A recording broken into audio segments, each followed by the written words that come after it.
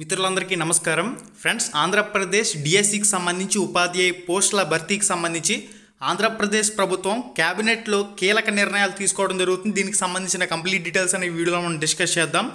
AP mega డిఎస్సికి cabinet ఆమోదం అంటూ మనకి ఇన్ఫర్మేషన్లో రావడం జరిగింది. ఆంధ్రప్రదేశ్ మెగా డిఎస్సికి క్యాబినెట్ ఆమోదం తెలిపింది. డిసెంబర్ 10 లోపు 16,347 టీచర్ పోస్టుల భర్తీ చేయాలని మంత్రివర్గం నిర్ణయించింది. జూలై 1 నుంచి డిఎస్సి ప్రక్రియ ప్రారంభం కానుందంటూ కూడా మనకి క్లారిటీ ఇన్ఫర్మేషన్ అయితే వస్తుంది. డిసెంబర్ 10 లోపు 16,347 ఉపాధ్యాయ పోస్టుల భర్తీ, కొత్తగా టెట్ నిర్వహణ, టెట్ లేకుండా డిఎస్సి నిర్వహణపై కూడా ఇక్కడ ఆలోచన అయితే జరుగుతున్నట్లు సమాచారం. టెట్ అదేవిధంగా డిఎస్సికి సంబంధించి నోటిఫికేషన్లు విడుదల చేసి టెట్ పరీక్షలు పూర్తి చేసిన తర్వాత డిఎస్సి పరీక్షలు పూర్తి చేసే విధంగానా, లేదంటే డైరెక్ట్గా టెట్ కమ్ టీఆర్టీనా అనే విధంగా కూడా 2 రకాల ప్రతిపాదనలు కూడా క్యాబినెట్ ముందు ఉంచినట్లు సమాచారం. దీనిపై చర్చించి ఒక నిర్ణయాన్ని వెలువరించే అవకాశం అయితే ఉంటుంది. జూలై 1 నుంచి డిఎస్సి ప్రక్రియ ప్రారంభమైతే కానుందంటూ కూడా మనకి స్పష్టమైన ఇన్ఫర్మేషన్ అయితే వస్తుంది. కాబట్టి ప్రిపరేషన్ని మరింత వేగంగా ముందుకు తీసుకువెళ్ళవలసిన అవసరం అయితే ఉంది. క్యాబినెట్ ముందుకు డిఎస్సి నిర్వహణ షెడ్యూల్ అంటూ కూడా మనకి ఇన్ఫర్మేషన్లో వచ్చింది. ఓకే గైస్, ఇది మనకి డిఎస్సికి సంబంధించిన తాజా అప్డేట్ ఇన్ఫర్మేషన్. మరింత ఇన్ఫర్మేషన్ రాగానే తప్పకుండా మీకు మన ఛానల్లో పోస్ట్ చేయడం జరుగుతుంది. ఇంకొక ముఖ్యమైన అప్డేట్ ఏంటంటే, మన బిడ్ బ్యాంక్ పుస్తకాలు అనేవి 7th class, 8th class, 9th class, 10th class update చేసి ఫైనల్గా కొత్త సిలబస్తో బిడ్ బ్యాంక్ పుస్తకాలు అనేవి యాజ్ సోన్ యాజ్ పాసిబుల్ విడుదల చేయడం జరుగుతుంది.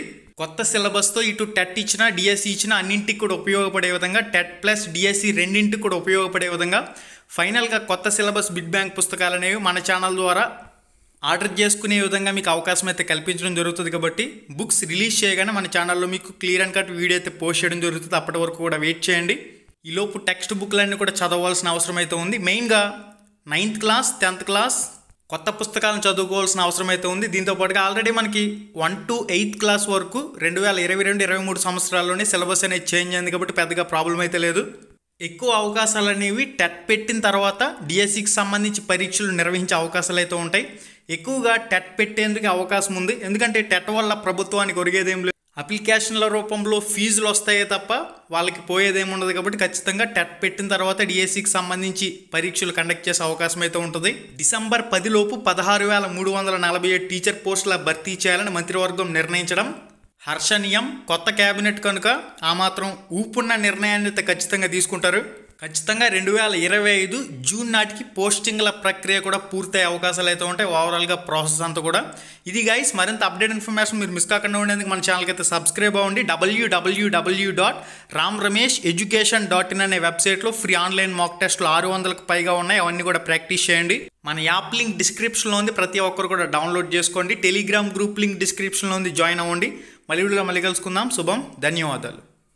హై ఫ్రెండ్స్, ఎలా ఉన్నారు? మీరు కానీ ఫస్ట్ టైం మన ఛానల్కి వచ్చినట్లయితే ఇక్కడ కనిపిస్తుంది కదా ఎర్రటి రెడ్ కలర్ సబ్స్క్రైబ్ బటన్ మీద క్లిక్ చేసి పక్కనే ఉండే గంట సింబల్ని ఆల్ అని చెప్పేసి క్లిక్ చేసుకుని ఉంచుకోండి. మన ఛానల్లో పోస్ట్ చేసే ఎటువంటి అప్డేట్ అయినా మీరు మిస్ కాకుండా చూసే అవకాశం అయితే ఉంటుంది. Thank you.